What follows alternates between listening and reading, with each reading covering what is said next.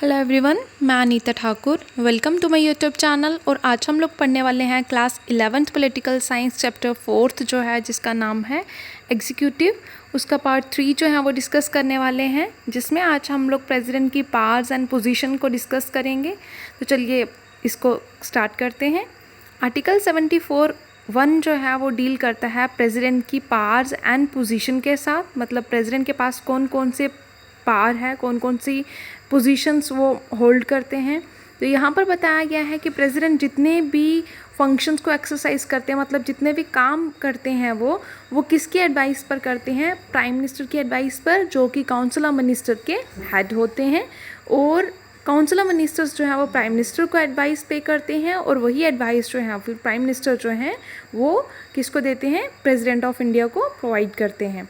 Next में ये बताया गया है कि प्रेसिडेंट जो है वो काउंसिल ऑफ मिनिस्टर को क्या बोल सकता है? रिकंसीडर करने के लिए कोई भी एडवाइस जो है उसको वो रिकंसीडर कर सकते हैं। मतलब कोई भी बिल जो है उसको वो दोबारा से मतलब विचार करने के लिए दे सकते हैं। और प्रेसिडेंट जो है वो तभी डिसीजन लेंगे जब उनके पास दोबारा से कोई भी एक्ट जो है वो रिकंसिडरेशन के बाद आएगा, तभी वो उसके ऊपर कार्रवाई कर सकते हैं। ठीक है।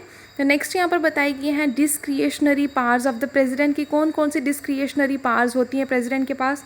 तो अगर हम लोग कॉन्स्टिट्यूशनली बॉडी के अकॉर्डिंगली देखें तो प्रेसिडेंट के पास मतलब प्रेसिडेंट जो है उसके पास राइट है कि वो क्या करेगा, जितने भी इम्पॉर्टेंट मैटर्स होते हैं, जितनी भी डेलिब्रेशंस होती हैं, जितनी भी कॉन्फ्रेंसेस होती हैं, डिस्कशंस, डिबेट्स जो होती हैं जिसमें काउंसिल ऑफ मिनिस्टर्स मतलब इन्वॉल्व होते हैं, उन सभी को इन्फॉर्म कौन करते हैं? प्रेसिडेंट ऑफ इंडिया इन्फॉर्म करते हैं। नेक्स्ट पॉइंट में बताया गया है कि प्राइम मिनिस्टर जो हैं वो पूरी तरह से ऑब्लाइज्ड होते हैं, वो सारी की सारी इन्फॉर्मेशन जो है वो किसको देते हैं? प्रेसिडेंट को देते हैं, ताकि प्रेसिडेंट जो है उन मतलब रिलेटेड इश्यूज़ की इन्फॉर्मेशन जो है उसके अकॉर्डिंगली कोई भी वो मतलब डिसीजन ले सकते हैं। नेक्स्ट पॉइंट में बताया गया है कि जो प्रेसिडेंट हैं वो क्या करते हैं? पीएम को रिटन में कुछ व्यूज़ प्रोवाइड करते हैं, जिनके लिए वो ये बोलते हैं कि हाँ, अगर कंट्री में किसी भी तरह की कोई भी कन्फ्रंटेशन हो रही है, दैट मीन्स कोई भी इशू जो है वो मतलब उसका डेंजर जो है वो कंट्री को है, तो वो उसके लिए प्रॉपर डिसीजन जो है वो मेक कर सकते हैं। और कुछ यहाँ पर 3 सिचुएशंस दी गई हैं जिनमें प्रेसिडेंट जो है अपनी पावर को एक्सरसाइज कर सकता है, मतलब अपनी पावर को यूटिलाइज़ कर सकता है। तो यहाँ पर सबसे पहले बताया गया है कि प्रेसिडेंट जो है वो क्या कर सकता है? सेंड बैक कर सकता है एडवाइस को। किसकी एडवाइस को बैक कर सकता है? काउंसिल ऑफ मिनिस्टर्स की। और वो काउंसिल ऑफ मिनिस्टर्स को किसी भी एक्ट, किसी भी बिल को रिकंसीडर करने के लिए देता है। जब तक वो रिकंसीडर होके आता, मतलब दोबारा उस पर विचार विमर्श होता, प्रॉपर इन्वेस्टिगेशन होती कि क्या ये बिल जो है वो प्रॉपरली लोगों पर एप्लीकेबल होगा या नहीं होगा, क्या ये डिसीजन जो है वो फ्रूटफुल है या नहीं है, उसी के बाद प्रेसिडेंट जो है वो डिसीजन लेते हैं। और उसके बाद प्रेसिडेंट जो है वो अपनी डिस्क्रिएशन जो है वो शो करते हैं। नेक्स्ट पॉइंट में बताया गया है कि प्रेसिडेंट के पास वीटो पावर भी होती है, और वो कभी कभी क्या कर सकते हैं? रिफ्यूज़ भी कर सकते हैं अपनी एजेंट देने से। और आप लोगों को अच्छी तरह से पता है कोई भी बिल जो है वो तब तक एक्ट नहीं बनेगा जब तक प्रेसिडेंट अपनी विल पावर जो है मतलब अपनी मर्ज़ी जाहिर नहीं करेंगे, जब तक उनके सिग्नेचर नहीं होंगे। तो प्रेसिडेंट जो है वो मनी बिल को रिफ्यूज़ नहीं कर सकते, उसे मना नहीं कर सकते, पार्लियामेंट में पास होने से इनकार नहीं कर सकते। बाकी वाले बिल के साथ वो उनको रिफ्यूज़ कर सकते हैं।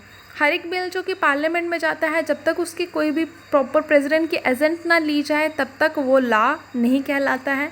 प्रेसिडेंट जो है बहुत सारे बिल को सेंड बैक भी कर सकते हैं, मतलब दोबारा इन्वेस्टिगेशन के लिए या फिर कंसिडरेशन के लिए भी भेज सकते हैं पार्लियामेंट में। देन उसके बाद यहाँ पर बताया गया ये जो वीटो पावर है वो लिमिटेड टाइम पीरियड के लिए, मतलब हम लोग बोल सकते हैं लिमिटेड है, क्योंकि अगर एक पार्लियामेंट किसी बिल को पास करता है और सेम बिल उसको सेंड बैक कर दिया जाता, वापस उसको रिटर्न कर दिया जाता है लोकसभा से राज्यसभा में, और राज्यसभा से रिकंसिडर होकर दोबारा प्रेसिडेंट के पास चला जाता है, तो उस टाइम पर प्रेसिडेंट जो है उस बिल को एजेंट उनको देनी ही पड़ती है, अगर उसमें किसी भी तरह का चेंज ना आया हो। ठीक है। तो अब नेक्स्ट यहाँ पर बताया गया है तो यहाँ पर ये जो कॉन्स्टिट्यूशन है उसमें किसी भी तरह की मतलब ये रिटन में नहीं है या फिर मेंशन नहीं किया गया हमारे कॉन्स्टिट्यूशन में कि प्रेसिडेंट जो है एक बिल को कब तक बैक कर सकता है या फिर कब, मतलब एक टाइम पीरियड क्या है रिकन्सिडरेशन का, कि रिकन्सिडरेशन जो है वो कितनी देर तक होनी चाहिए कंप्लीट। इसका मतलब ये है प्रेसिडेंट जो है वो बिल को पेंडिंग रख सकते हैं जब तक वो चाहें, उनके ऊपर किसी भी तरह की टाइम बाउंड नहीं है कि हाँ आपको इतने टाइम पीरियड में इस बिल को साइन करना ही है, इस बिल को अपनी एजेंट जो है वो प्रोवाइड करनी ही है। ठीक है, नेक्स्ट यहाँ पर बताया गया ये जो प्रेसिडेंट है वो इनफॉर्मली भी पावर को यूज़ करते हैं, वीटो को यूज़ करते हैं बहुत ही इफ़ेक्टिव मैनर में, बहुत ही अट्रैक्टिव मैनर में। ठीक है, उसको पॉकेट वीटो कहा जाता है।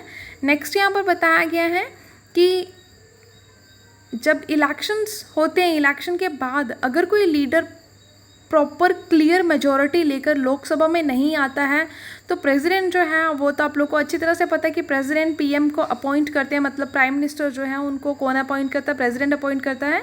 तो अगर कोई पर्सन, अगर कोई लीडर एक क्लियर कट मेजॉरिटी लेकर नहीं आता है तो इससे क्या होगा, प्रेसिडेंट खुद से डिसाइड करेंगे कि किसको प्राइम मिनिस्टर बनाना है, और उस सिचुएशन में प्रेसिडेंट जो है वो क्या करेंगे, खुद से अपनी डिस्क्रिएशन पावर को यूज़ करेंगे, जज करेंगे कि कौन इस मतलब चेयर के लिए या फिर कौन गवर्नमेंट के लिए रिस्पॉन्सिबल है, अकाउंटेबल कौन है और किसको मेजॉरिटी सपोर्ट जो है वो गेन हो सकता है।